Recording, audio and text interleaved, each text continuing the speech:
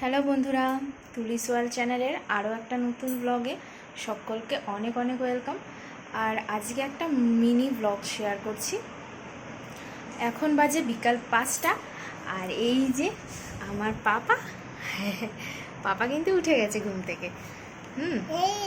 পাপাকে এখনও ফ্রেশ করিনি, ও সবে উঠলো ঘুম থেকে এই জাস্ট। তো বাইরে প্রচণ্ড বৃষ্টি হচ্ছে, দেখতে থাকুন ব্লগটা। আর এই যে আজকে কিন্তু আমাদের এখানে প্রচণ্ড বৃষ্টি হচ্ছে।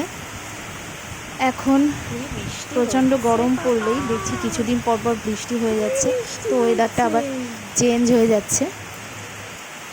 আর আজকে বৃষ্টি হচ্ছে বলে বর বলল যে অফিস থেকে আসার সময় নিয়ে আসবে চিকেন। তো সন্ধ্যাবেলা চিকেন নিয়ে এসেছে, আর আজকে বললো চিলি চিকেন বানাতে হবে। তো মা এখানে চিকেনগুলো ধুয়ে দিয়েছিল। তো আমি এখানে প্রথমে চিলি চিকেনের জন্য চিকেনটা ম্যারিনেট করে নেব।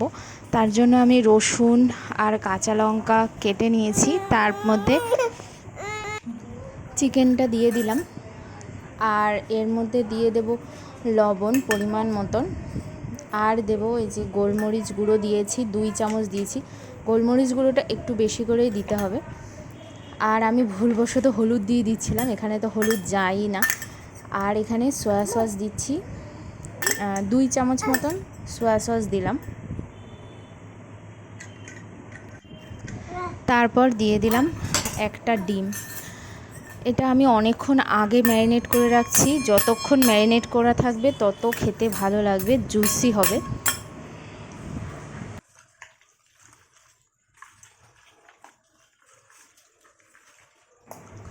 ভালো করে এগুলো দিয়ে মাখিয়ে এরপর দিয়ে দিলাম আমি কর্নফ্লাওয়ারটা একটু বেশি পরিমাণেই লেগেছে, কারণ অনেকটাই মাংস, প্রায় 1 কিলো 200 মতন।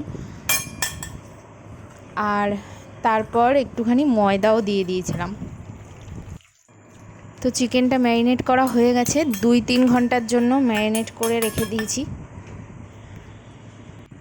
এরপর চিকেনটা ম্যারিনেট করা হওয়ার পর আমি চিলি চিকেনের জন্য সব কিছু কেটে নিচ্ছি। এখানে পেঁয়াজগুলো কেটে নিয়েছি, ক্যাপসিকাম আর রসুন কেটে নিয়েছি। আর এরপর আমি চলে আসলাম মাংসগুলো ভাজতে।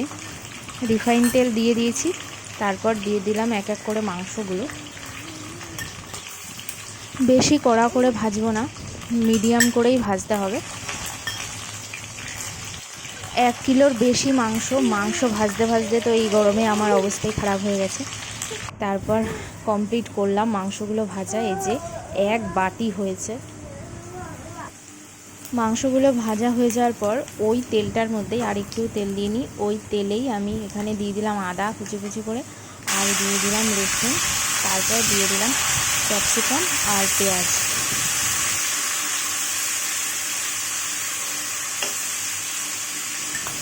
ভালো করে নাড়িয়ে চাড়িয়ে নিলাম। এরপর দিয়ে দিলাম 2 টেবিল স্পুন সয়া সস আর 3 টেবিল স্পুন টমেটো কেচাপ। এরপর ভালো করে নাড়িয়ে চাড়িয়ে নিয়েছি, তারপর দিয়ে দিলাম পরিমাণ মতন জল। আর এরপরে আবারও দিয়ে দিলাম 2 টেবিল স্পুন গোলমরিচের গুঁড়ো। ভালো করে এবার জলটা ফুটে উঠলে তারপর আমি চিকেনগুলো দিয়ে দিচ্ছি এক এক করে।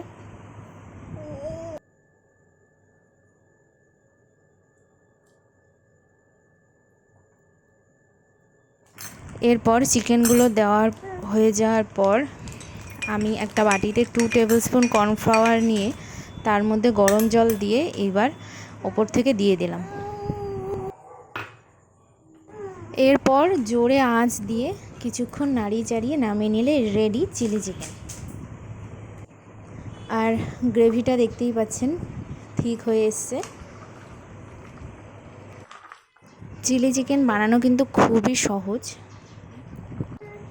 আর ডিনারের জন্য পারফেক্ট হেলদি অ্যান্ড টেস্টি খাবার চিলি চিকেন। তো আমি তো এখানে চিলি চিকেন রান্না করে নিলাম, আর ও রুমালি রুটি অর্ডার করেছে। তো রাত্রে রুমালি রুটি আর চিলি চিকেনই হবে। আর এই যে চলে এসেছে রুমালি রুটিগুলো, আর আমি এখন ওকে বেড়ে দিচ্ছি, প্রথমে ওই খাবে।